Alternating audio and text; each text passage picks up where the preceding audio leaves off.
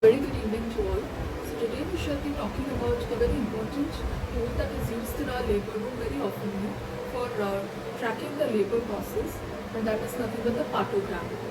So partogram is nothing but a graphical representation of the maternal and fetal conditions during the process of labor. So the graph mainly has three components. The first component, it highlights the fetal status. So in fetal status we have the first is the FHR, that is the fetal heart rate. So the normal fetal heart rate is between 110 to 150 beats per minute. So that is tracked every half an hour. So after the rupture of membrane, the amniotic fluid color is noted, whether it's clear, meconium stained, blood stained, or absent in case of decreased lighter. Then we have is the molding. Molding is nothing but the overlapping of the fetal skull bones. Usually some degree of molding is physiological when the fetal skull passes through the bony maternal pelvis. So we have grades of molding. Grade 1 is when the fetal skull bones just touch each other. Grade 2 is when they overlap each other but they can be separated again. Grade 3 is when the bones overlap and cannot be separated. So grade 1 is physiological and grade 2 and grade 3 indicate obstructed labor. Next part of the partogram is the cervicograph. That is mainly indicated by the cervical dilatation and the descent of head.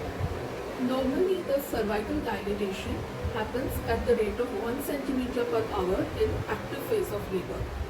Now here comes a very important update that has come.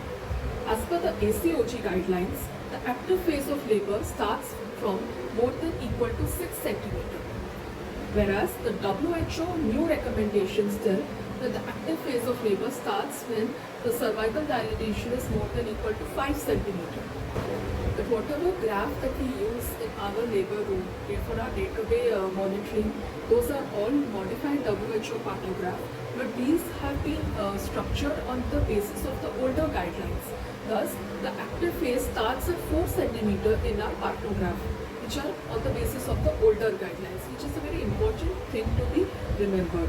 So in our partograph, the active phase is plotted from 4 centimeter.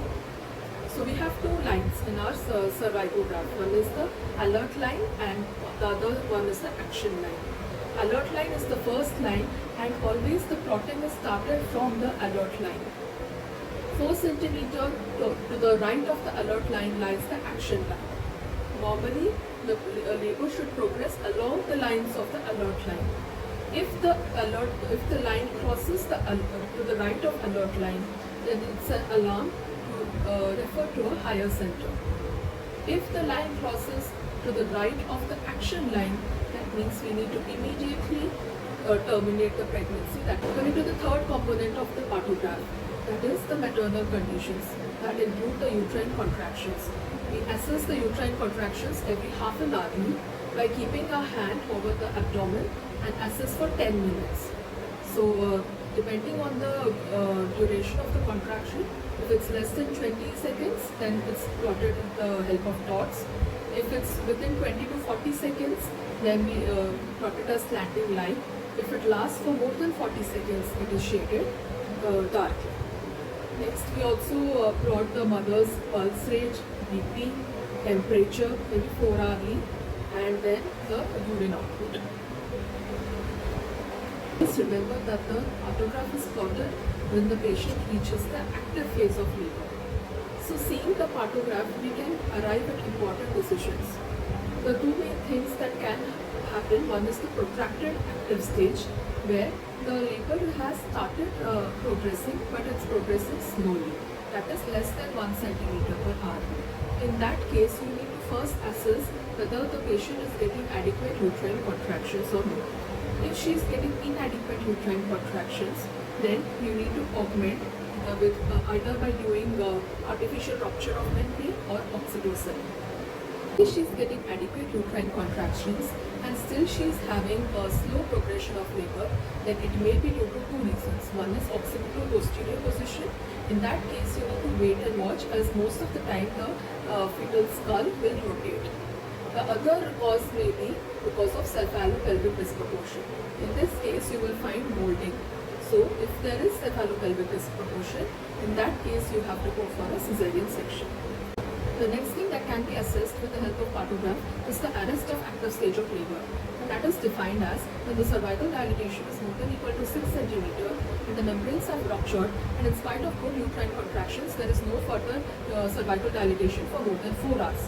Or in the presence of inadequate uterine contractions, the cervical dilatation have not progressed for more than equal to 6 hours.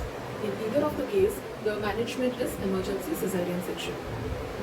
Thus, we can see that the Partograph is a very easy and handy tool that can be used to plot the progress of labor. This must be routinely practiced at every center, whether it's periphery or in the tertiary centers, so that timely decisions can be taken, which is beneficial for both the mother and the baby.